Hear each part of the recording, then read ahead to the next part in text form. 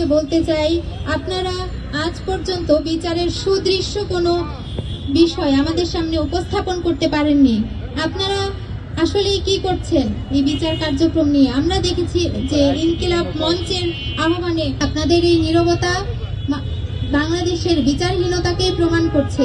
আপনাদের এই নীরবতা শহীদ ওসমান হাদির রক্তকে মূল্যহীন করে দিচ্ছে।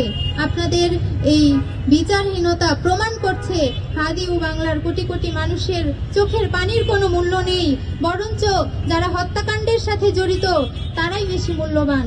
আপনারা এই হত্যার পরিকল্পনাকারী, অর্থদানকারী কাউকেই আমাদের সামনে এখনো পর্যন্ত আনতে পারেননি।